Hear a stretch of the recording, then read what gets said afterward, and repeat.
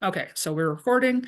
So for week 7, you have 4 modules, thanks to the snow day and some other stuff we had. So it's not possible for us to cram all this in there. So what I'm gonna do is do 17, 18, and 19, and then I'm gonna record the video for cryptography, and you guys can watch that one whenever you want to. I'm probably gonna record it fairly early though, so you have plenty of time to watch that.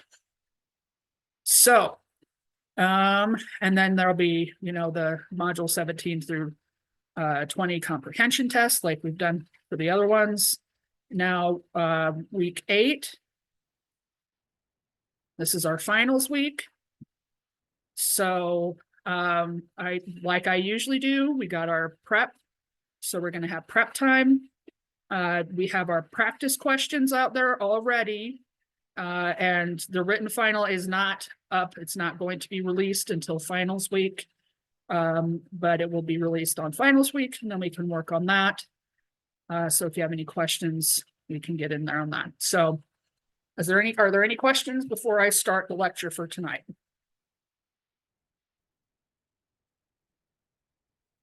Okay, well, if you decide that you have any questions about any of that, let me know.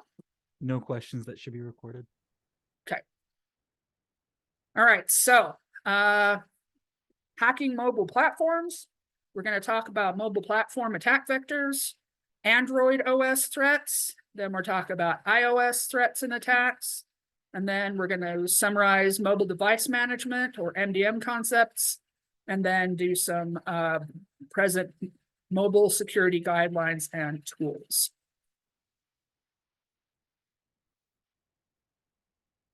Now, as usual, if you guys have any questions, comments, or anything, stop me and we will talk about it, okay? So vulnerable areas in mobile business environments. So smartphones offer broad internet and network connectivity via different channels like 3G, 4G, 5G, Bluetooth, Wi-Fi, and wired communication, computer connections, depending on the different access ports they have. Security threats may arise in different places along these channels during their data transmissions. And as you can see, they have our nice little chart over here that shows that. No, I wasn't planning to talk on AT&T just because we had so many of them. But if you want to throw something in there about AT&T and what has been going on with that, go ahead and you can chat about it if you would like.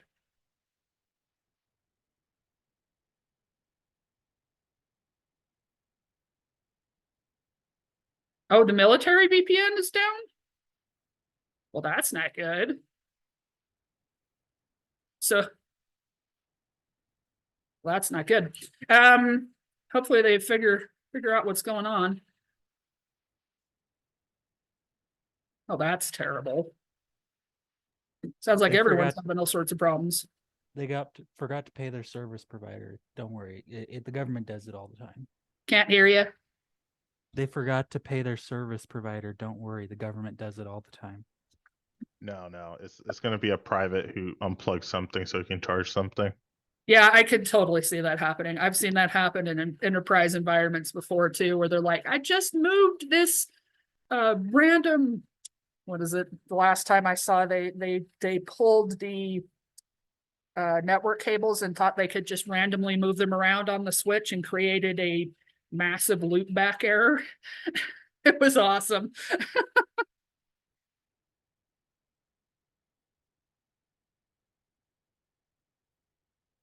Oh, that's terrible. Why would they do that? Was brilliant. Let's announce that we have a vulnerability and not expect anyone to attack it. Yeah, that's one of those things that especially if you're in depending on what center you're in, definitely not military. Should not be releasing that. That just sounds terrible. Hopefully somebody got in a lot of trouble for that. Okay. No, they won't get in trouble because they were probably like a 4-star. So so those can't get in trouble. All right, gotcha. All right, so OWASP top 10 mobile risks. This is from 2016. These do get updated, but a lot of times they stay very similar. Improper platform usage, insecure data storage, insecure communications, insecure authentication, insufficient cryptography. Notice how that one's a repetitive issue.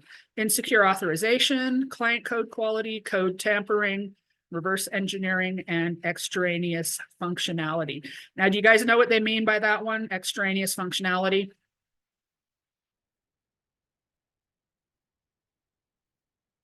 Okay, so extraneous functionality, when it comes to mobile stuff, means that they put too much out and leave too much open, too many functions that they don't actually need, and then they just leave it open.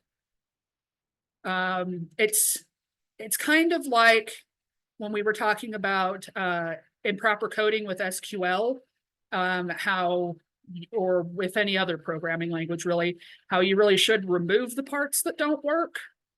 Well, sometimes they think, hey, this functionality should be built in, we might use it later, and then they just leave it there. And that's a really, really bad idea, because then people forget about it, they don't patch that, it can cause all sorts of problems. So quick question, would the IO or the Internet of Thing, all the Internet of things be under that, or would they just be, or are they just their own separate animal? Well, these are their own separate animal. Next class, I believe, is IoT. Hold on 1 second. Yeah, IoT and OT hacking is next class. So while these are close, they're not quite the same, because they have slightly different attack vectors. All right, anatomy of mobile attacks. So there's the device, the network, and the data center or the cloud. And you can see these have the different, split out the different types of where you can attack, like browser, phone, apps. On the network, these are the different types you can do there, web server, and of course, database. You see your SQL injection and stuff like that there too. So how can a hacker profit from mobile devices that are successfully compromised? Surveillance, that's a huge one. Audio, camera, call logs, location, SMS messages, financial, sending premium rate messages, stealing authentication numbers, extortion, fake antivirus, making expensive calls, data theft, botnet activity. You know, DDoSs and bots are a huge business, and all the devices you can rope into that are, the more the better. And mobile devices or mobile phones are great for those. And then there's impersonation, which is a really big one too.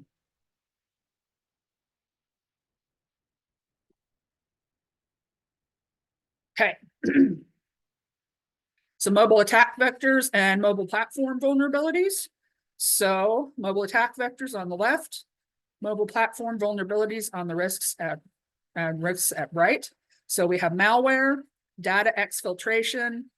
So that's your stealing stuff, data tampering, and data loss. Then you have malicious apps in stores, mobile malware, app sandboxing vulnerabilities, weak device and app encryption, OS and app update issues, jailbreaking and rooting, which is I'm kind of on that one. I'm on the fence, because I think that I have a problem with the fact that you can buy the device, but you can't do with whatever you want to with it. But that's because I'm a super nerd, and there are some people that should not try to jailbreak or root their phones. But I think that you should not be punitively attacked by the owners of the phone company for doing that to your own phone. So that's my 2 cents there. Mobile, sorry, what? I was gonna say, and I don't know if you've seen, but there's like game companies that if you play a modded version of a game, they'll just ban you from the regular service play and stuff like that. Which that I think is kind of like falls in the same category. And if you buy the game and people do mods that are free, you should be able to just do with what you want. Which is why I think a lot. I mean, I do like some of the big games now, but I have shifted a lot to a lot of the indie providers, because a lot of them are not as, they're like, hey, as long as you're playing our game and you're not doing anything malicious, you know, go make those mods. I like, and a lot of those indie game platforms have been out there doing this because they're tired of the big stuff. But yeah, I have that same problem. The pay to play stuff, I don't like. There's a lot of things like that I'm not a fan of when it comes to those too. Privacy issues like geolocation, weak data security, excessive permissions. Okay, this one, personally, I think it should go a little further up because most people don't even pay attention to those permissions. They're just like, yeah, whatever. And when I actually taught a lot of these classes to basic users about how to look at what those permissions even were, they were horrified. So permissions are a big thing. Weak communication, security, and physical attacks. Okay, security issues from app stores. Sorry, I didn't realize I didn't have Discord shut down. Insufficient or no vetting of apps lead to malicious and fake apps entering app marketplaces. App stores are a common target for attackers to distribute malware and malicious apps. Attackers can also use social engineer users to download and run apps outside of the official app stores. Malicious apps can damage other applications and data and send your data to the attacker. So sandboxing, this helps you protect the system and its users by limiting the resources the app can access to the mobile platform. However, malicious apps can exploit vulnerabilities and bypass the sandbox. So this is what a secure sandbox environment looks like. And this is, okay. Wow, I don't know what that's about. Apparently my cat's really excited and is just running in circles with his tail in the air. Sorry, that just took my attention right away from everything. So this is your vulnerable sandbox environment. So when you do a sandbox environment, you should not have any access to other system resources. Yes, the zoomies, that was exactly what happened. And now he's gonna sit there and look at me like, what? I'm not doing anything. But yeah, it's usually the weather that makes him do that too. Mobile spam. So I get a ton of this. I don't know about you guys.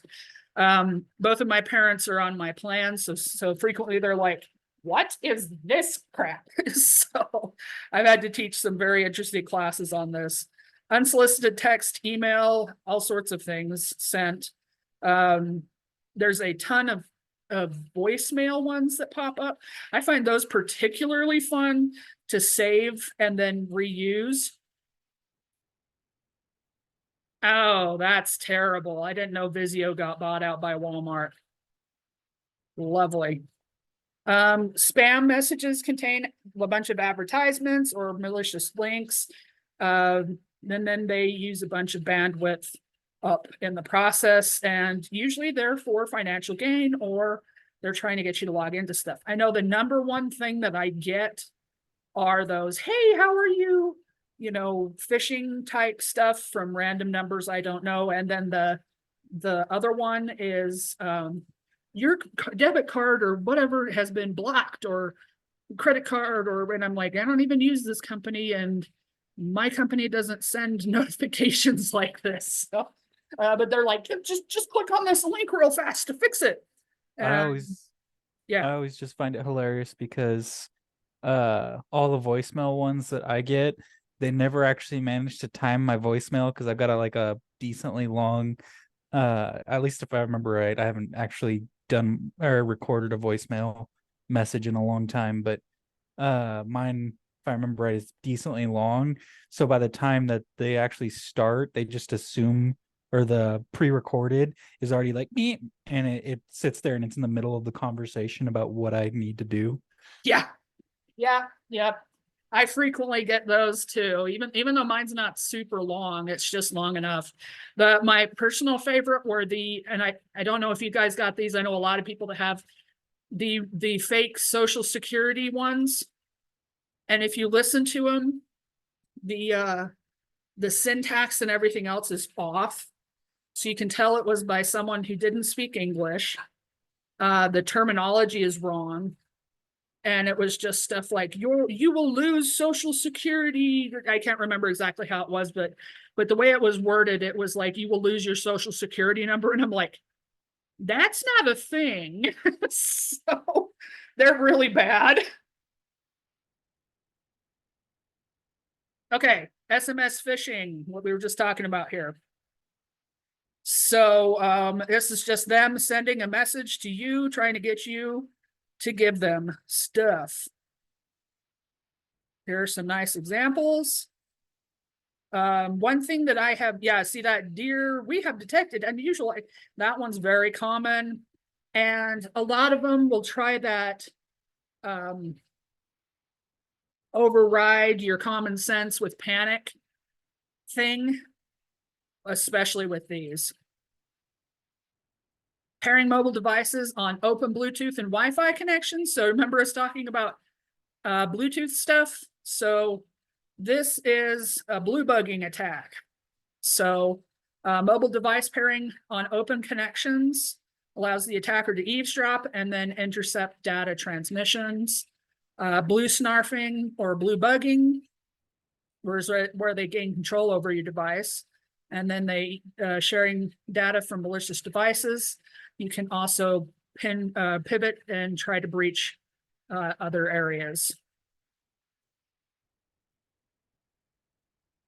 The Agent Smith attack.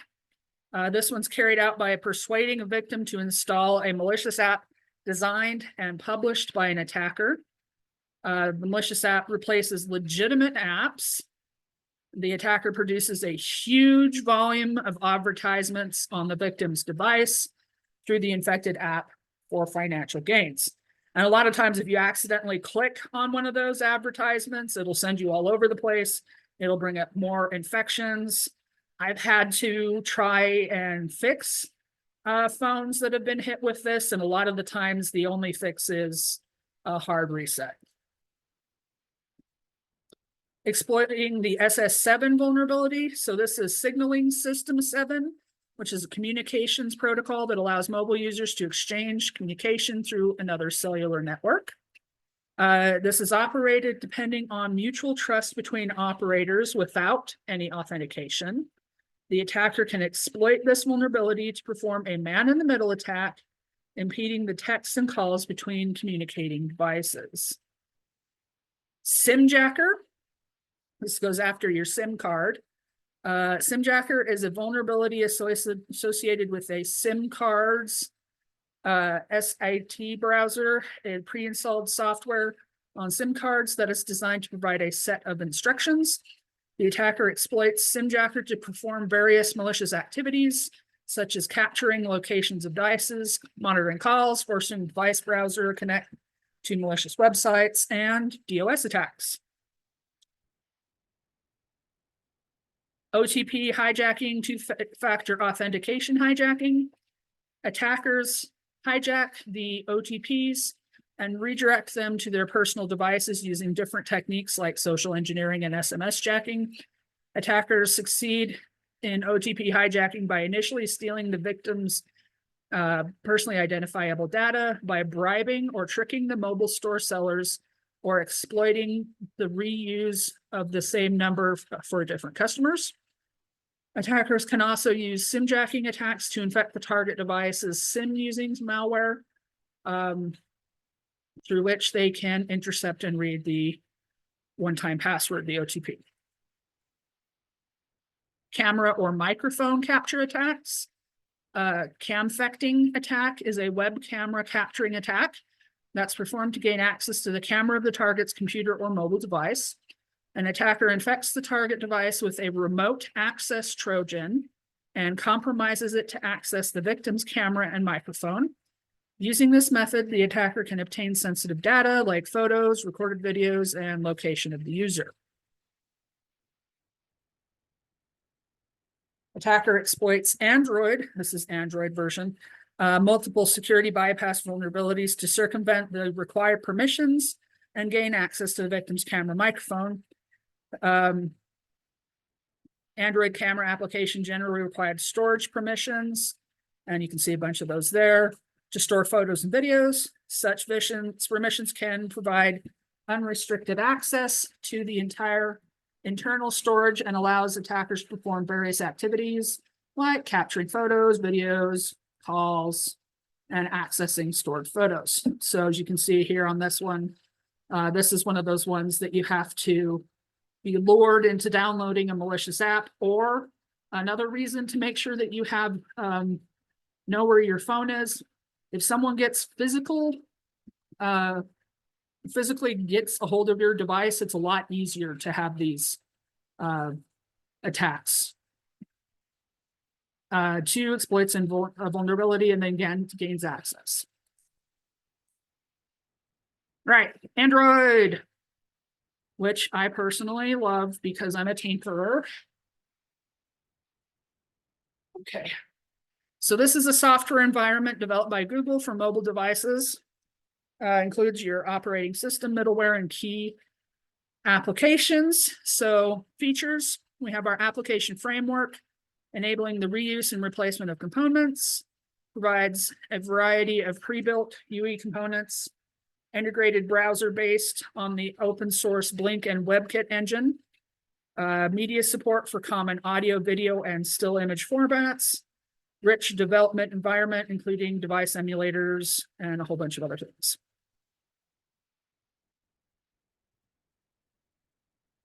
So Android Device Administration API. This provides device administration features at the system level and allows developers to create security-aware applications that are useful in enterprise settings where IT professionals require strong control over employee devices. So there are policies supported by the Device Administration API, and you can see there's a whole bunch of different things that you can list out there. Android rooting. So I think a lot of us know what this is, but rooting allows Android users to attain privilege control or root access within the Android subsystem. Rooting access involves exploiting security vulnerabilities in the device firmware and copying the SU binary and location in the current process's path and granting it executable permissions with the chmod command. Root enables all user installed applications to run privileged commands. Rooting also comes with a bunch of security and risks to your devices. I know a lot of people and a lot of people say, don't root your devices. Don't. I'm, like I said, on the fence with this because I've seen a lot of people at the beginning. Yes, bricking your device was very probable because it was just kind of let's take a stab at it and see how well it works. But there are so many well-documented, well-supported ways to do that now. I'm not saying go out there and root your device because you usually void your warranty. But a lot of people, you know, I believe that people have the right to choose. So just as long as people are aware, I think that they should pay attention because I don't think the average user should root their device, because there's a lot of things the average user could mess up. But I think that security professionals and people who just want to play with the devices shouldn't be punished for it. Well, then isn't it kind of the same thing with jailbreaking or any other computer for that matter, where as long as you know what you're doing, like the action of rooting the device itself isn't necessarily unsafe. It's just if you don't know what you're doing and choose ignorance and start downloading all sorts of unverified stuff, that's when it's dangerous. Exactly. It's kind of like the script kiddies are not the best and probably shouldn't be doing this type of thing. But if you know what you're doing and you've researched it, I don't think that there's necessarily a bad thing. Identifying attack surfaces using Drozer. So this one's a tool to discover vulnerabilities and attack surfaces on Android devices and apps. And then you can verify You can set it up and identify your attack surfaces, and they have a nice little list here for you. Hacking with Xanti and Network Spoofer. So Xanti is an Android application that allows you to perform attacks like spoof MAC addresses, creating malicious Wi-Fi hotspots, and hijack sessions. Now, I will tell you, all of these tools that I'm showing you, your normal network providers, if you use them, will freak out. So this is not something that you can just use on like your normal, like say my normal Verizon phone. They're going to be a little bit upset. So be aware that they're out there. And this is for your edification. And if you decide you get like, because they make burner phones and things like that, that you can use to mess with your own stuff, and that's fine. But like I've told you guys numerous times, be aware that you can get in trouble for using these, and always have permission to use them against your own stuff or whatever it is you're going to go for. So Network Spoofer. This one lets you change websites on other people's computers from an Android phone, and it allows the attacker to redirect websites to other pages. You can launch a DOS using a low orbit ion cannon. This is a mobile application that allows attackers to perform DOS, DDoS attacks on target IP addresses. And this application can do UPD, HTTP, or TCP flood attacks. And then it shows you here. Yeah, apparently Xanti is possibly still around. I haven't looked at that one. So it's possible that it's just an example. Session hijacking using Droid Sheep. This one's a simple Android tool for web session hijacking or sidejacking. Listens for HTTP packets and extracts session IDs, and then it captures the session using the libpcap library. Hacking with Bot Proxy, sorry. This is a proxy app that empowers other apps to privately use the internet. It uses Tor to encrypt your internet traffic and then hides it by bouncing through a series of computers around the world. Attackers can use this application to hide their identity while performing attacks or surf through target web applications. Exploiting Android devices using ADB, using phone exploit. So this is Android Debug Bridge, which is a command line tool. And then they can use the other one here as well. Android-based sniffers. So these are actually quite fun, and you might consider thinking about some of these for your capstone project. FaceSniff is an Android app that allows you to sniff and intercept web session profiles over Wi-Fi. And it's possible to hijack sessions only when the Wi-Fi is not using EAP and over a private network. And then you have a bunch of different ones over here on the side. Man in the disk attack. The performer performs a man in the disk attack when the applications do not incorporate proper security measures against usage of the device's external storage. This vulnerability leads to the installation of potentially malicious apps to the user's devices, thereby blocking access to legitimate uses. You can see here, we download the legit app. Mobile user app requests code. Code is staged in external storage.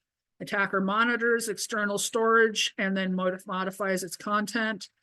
And then you can see the external storage here. User app fetches tampered code, and then the malicious app gets installed. Spearphone attacks. So this one is an attack that allows Android apps to record loudspeaker data without privileges.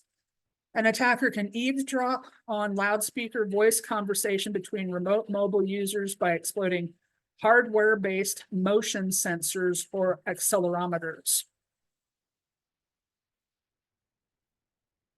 Metasploit, there's some Metasploit framework in there that you can use on these. There's some other ones. You can do the advanced SMS phishing, bypass SSL pinning, or a tap and ghost attack. That's your NFC technology that you can use. Android Trojans. So SharkBot is an Android banking Trojan, which compromises the target Android device and initiates money transfers. This one's just an example of that type of Trojan. And then there's Grift Horse, which is an Android Trojan that is embedded with more than 200 malicious apps. And when an Android user installs this application, it pops up a massive number of notifications regarding discounts and price drops that are basically, you're just trying to get the person to click on stuff. OTP hijacking tools. There's ADV phishing. It's a social media phishing tool that assists attackers in bypassing two-factor or OTP authentication. So OTP is one-time password, if you guys don't remember that one. And Mr. Fish is a bash-based script used for phishing social media accounts with port forwarding and one-time password bypassing control. Camera or microphone hijacking tools. Basically anything that has a microphone or a webcam, there's all sorts of ways that you can get into those. Here's some of those tools. Android hacking tools. Bing is one that I've used for legit purposes. It's actually pretty cool. But we also have AndroRat and NextSpy and Intent Fuzzer down there too. Securing Android devices. Enable screen locks for your Android phone for it to be more secure. So I will tell you also on the screen lock, don't just use a 4-character PIN. Make sure that you use a decent PIN. Never root your Android device. You already know my feelings on that. Download apps from the official Android market. Be careful where you download apps for. The official Android market is the best place to keep yourself safe. Keep your device updated with Google Android antivirus software. Do not directly download APK files. Definitely, if you don't know what they're for, don't install them. Regularly update your operating system. Use free protector Android apps like Android Protector, where you can assign passwords to text messages, mail accounts, etc. And then customize your locked home screen with user information. So, like I try to tell everyone else, phones are just miniature computers. You use the same concepts with those that you would with a computer. Here are some examples for some security tools. Kaspersky, which has some good stuff, but I don't personally use their stuff. I don't like McAfee. A lot of these, it depends on what you like. Avira and Avast I've used and they're good. I actually use, now I have to go look at the name because there's two of them that I have that sound very similar. Bitdefender, because I got a really good deal on it and because then I can keep track on several other devices. Bitdefender and Kaspersky are very similar. Part of the reason I don't use Kaspersky is because there were some alerts put out a while ago. Yeah, John McAfee didn't even like McAfee. If you've ever had to try and remove McAfee from a system where it was auto-installed, you will hate McAfee too. I just have a very bad taste in my mouth from having to do that for years. But Kaspersky, there were some alerts put out there for possible issues a while ago because they are Russian-based where they're from. Okay, Android security tools and our Android device tracking tools like Google Find My Device. This one's actually really cool. And I've used it, works pretty well. Android device tracking tools. And a lot of times if you have the ones like the internet security all-in-one type things, sometimes they'll have their own version of this too. Android vulnerability scanners. And then online Android application or analyzers. So these are APK analyzers that you can look at. All right, next we're going into iOS. So iOS is the Apple mobile operating system, supports Apple devices like iPhones, iPods, iPads, and Apple TV. User interface is based on concept of direct manipulation with multi-touch gestures.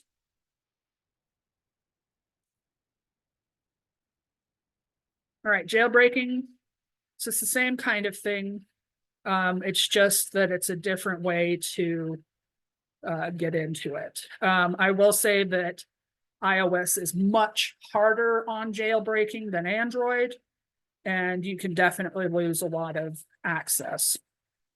Here are some jailbreaking techniques. This is Hexa Plus, which you can use. And it just walks you through some steps. There's a whole bunch of jailbreaking tools.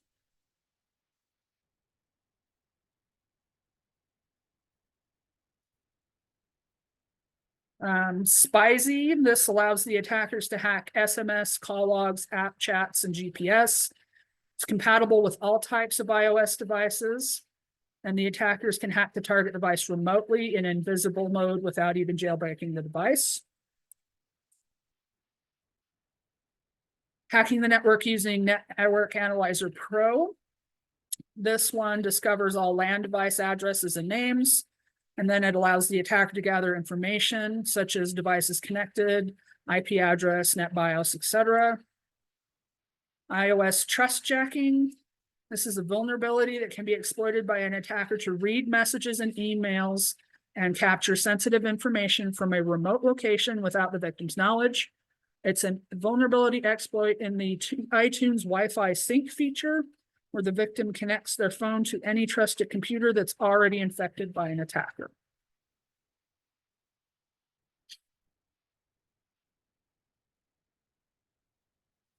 Analyzing and manipulating iOS applications. So you can do Cycrypt, which is a runtime manipulator tool. And then there's iOS method swizzling, which is also called monkey patching. And this is a technique that involves modifying the existing methods or adding new functionalities at runtime. And here's a couple of different ones. This is keychain dumper. And this one is analyzing an application using objection. Contrary to popular beliefs, there is iOS malware. No Reboot is a Trojan that allows attackers to spy on the victim's device by exploiting the device's built-in microphone and camera. Pegasus is a spyware that's developed by an Israel-based company, and this one was actually a fairly recent one. And it's an Israel-based company that supplies spyware to international government agencies to snoop on internal and external political opponents. It exploits vulnerabilities like zero-click exploits, and government agencies use this spyware to monitor terrorist activity, spy on activists, or political propaganda. There's some iOS hacking tools. Notice Fing's out there again. That one's used just because it's a good network scanner. So, securing a network or an iOS device. Use passcode lock feature for locking your phone. Use only iOS devices on secured and protected Wi-Fi networks. Do not access web services on a compromised network. Deploy only trusted third-party applications on iOS devices. Disable JavaScript and add-ons from web browser. Do not store sensitive data on client-side database. Do not open links or attachments from unknown sources. Change default passwords of iPhone's root password from Alpine. So it's pretty bad that they straight up have it right there. Do not jailbreak on your root device if used within enterprise environments. Configure Find My Phone and utilize it to wipe a lost or stolen device. Pretty much all places that use iOS devices have this built in. I know that when we had them at the district, we had it built in because people liked to steal iOS devices And then we would just brick them as soon as we realized they were stolen. Enable jailbreak detection and also protect access to iTunes, Apple ID, Google accounts, etc. Regularly update your device OS with security patches released by Apple. There are some security tools that you can use. And there are some tracking tools that you can use. All right, so MDM. Yeah. There are all sorts of mobile device management, which is MDM things that we used. It's just that for some reason, because they're just expensive and easy to resell, iOS devices were one of the ones that people like to steal the most. So MDM, mobile device management, provides platforms for over-the-air or wired distribution of applications and data and configuration settings for all types of mobile devices, including mobile phones, smartphones, and tablets. It helps in implementing enterprise-wide policies to reduce support costs, business discontinuity, and security risks. It helps system administrators to deploy and manage software applications across all enterprise mobile devices to secure, monitor, manage, and support mobile devices. So you can see here, this is just an example of how those might work. So MDM, IBM Security. This one supports the complete mobile device management lifecycle for smartphones and tablets, including iPhone, iPad, Android, and it's fully integrated, has a cloud platform, which is nice because then you have rapid deployment and you don't have to have your own on-prem server. These are different MDM solutions. There's Citrix. I've used Citrix. It's actually pretty decent. And then there's a bunch of different ones out here on the side.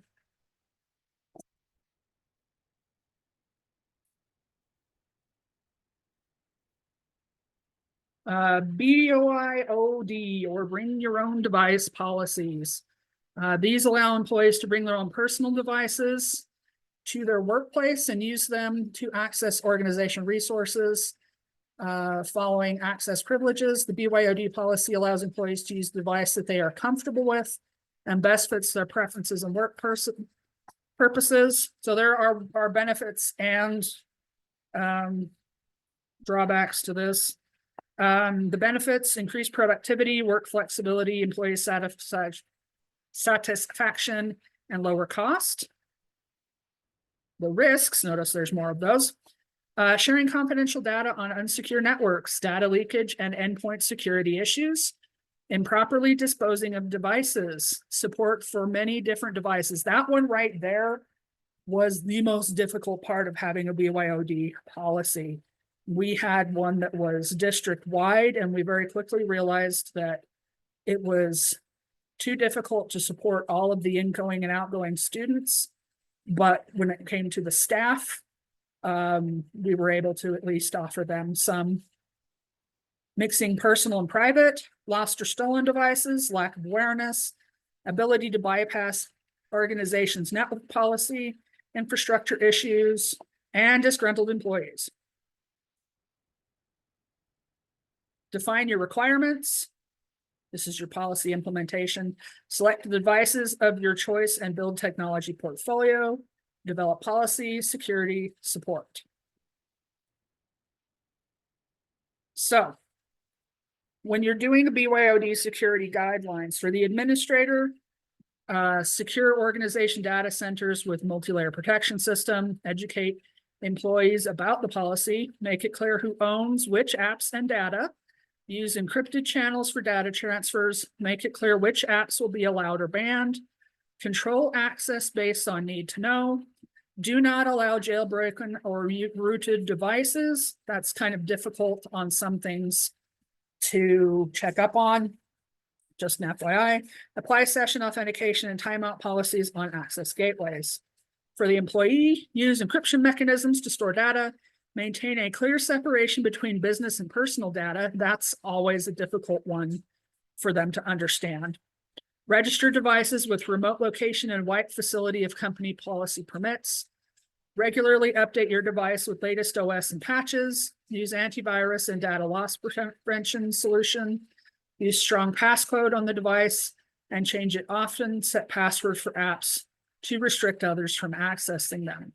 When we did this, we had, when they signed in to do their email, there was, in order to even get on there, there was a policy they had to accept, and it allowed us to access certain things. And we did warn them about it, so that if something happened, we could wipe information from the device.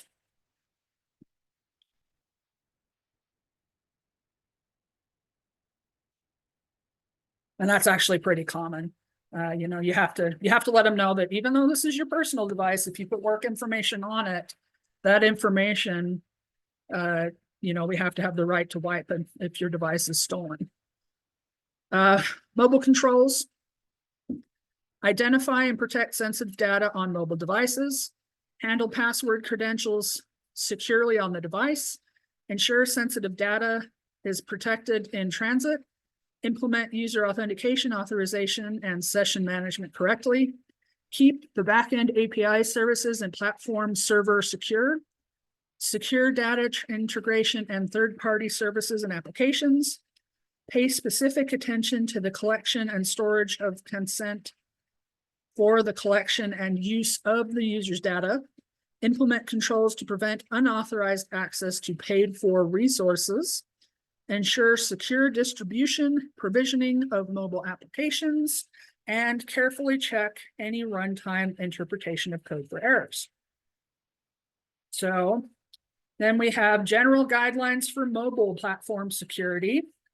You can see there's a bunch of them here. And we're kind of running over the top of each other on some of these. So when I see that they repeat, I will just have you guys read through them. Do not load too many applications and avoid auto upload of photos to social networks. Oh, I cannot say enough on that one. Do not auto upload photos to social networks. It's dangerous. Also make sure your geotagging is turned off. Perform security assessment of application architecture. Maintain configuration, control, and management. Install application from trusted application stores. Securely wipe or delete the data when disposing of the device. This is not done frequently with personal devices. Do not share information with GPS-enabled apps unless necessary. This is another thing people overshare. Disable wireless access like Wi-Fi and Bluetooth if it's not in use. Never connect two separate networks like Wi-Fi and Bluetooth simultaneously. Here are some examples for guidelines for mobile platform security.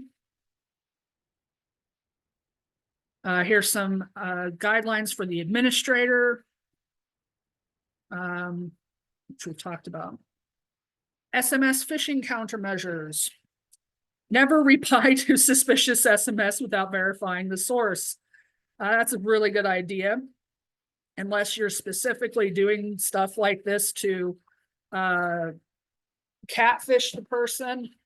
Yeah, I was going to say, unless you're doing this and you know that, you know, just don't click on anything. There's actually a guy on YouTube who does this on purpose, and it's hilarious. I'll have to see if I can find one of the links. He has a throwaway like email account. Then he just spends time trying to suss out the different techniques and stuff for people when they go after these like banking fraud attacks and things like that. And he's just supremely annoying, and most of the time gets them to stop talking to him, which is really impressive when you think about it. Don't click your links. Never reply to anything that requests personal or financial information. Review your bank's policy. Most banks do not do SMS messages. Enable the block texts from the internet feature. Never reply to an SMS urging you to act or respond quickly. That's that. Remember where we talked about overriding your common sense with a sense of urgency. Never call a number left in an SMS. Usually if I get something that looks even remotely legitimate and I think it might be my bank, I go and I look up my bank's number and then I check it with my bank from that number that I verified. Critical data storage in Android and iOS, key storage, and keychain recommendations. Okay. Employ authentication mechanisms like patterns, pins, passwords, and fingerprints to safeguard keys in Android Key Store. Employ hardware-backed Android Key Store to ensure security of data stored. Use encryption methods to store data in a non-readable format. Implement authorization techniques to create and import keys. Ensure that keys are stored in server, so in the server can be accessed only after proper authentication. iOS, employ authentication features, Touch ID, Face ID, although remember, those have their own failures too. Passcodes, passwords, safeguards, different things like that. Employ hardware-backed 256-bit AES encryption to store critical data. Use access controls lists to specify accessibility to the keychain by application. Store only small chunks of data directly in the keychain. Specify access control flags to authenticate the key. Reverse engineering mobile applications. Now, if you or anyone else you know even remotely is good at this, this is a dang good field to be in that pays a lot of money. Reverse engineering is the process of analyzing and extracting source code of a software or application, and if needed, regenerating it with required modifications. Reverse engineering is used to disassemble a mobile application to analyze its design flaws and fix any bugs that are residing in it. They also have reverse engineering for malware. That one's a there's a big need for that. So keep that in mind if you're at all interested. It's used to, in this area, read and understand source code, detect underlying vulnerabilities, scan for sensitive information embedded in the code, conduct malware analysis, regenerate the application after some modifications. So why is reverse engineering effective? Initiates black box testing on mobile apps, improves static analysis in black box testing, and it performs resilience assessment. Here are some source code analysis tools that you can use if you're at all interested in this. Here are some reverse engineering tools. APK Studio, I believe that's one that we used in one of my classes. APK Tool is pretty cool. Frida's cool. And there are tons more. These are just some examples. App repackaging detector. This is just a thing that when you repackage, this is the process of extracting details of an app from a legitimate store, and then you just repack it and then inject malicious code. This is a program. Boy, I'm doing great today. That helps you detect that. Mobile protection tools. There's Lookout Personal, which helps to protect your device from threats. Zimperium Zips is an intrusion protection prevention system. And it can detect both known and unknown threats by analyzing behavior of your device. And here's some more of those. Notice Bitdefender's up there. Here's some anti-spyware, some scanners. And then these are mobile pen testing toolkits that you can use for mobile penetration testing. Okay, quick summary of what we did.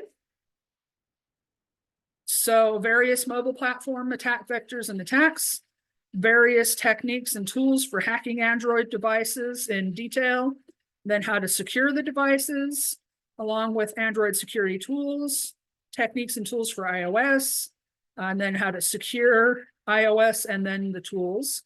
Importance of mobile device management, then countermeasures that can be employed to prevent mobile devices from hacking attempts, and then how to secure mobile devices using mobile security tools. So let me stop this. So that is it for the lecture portion. Are there any questions before I stop the recording and talk to you guys about homework? No. Okay, gonna go ahead and stop the recording.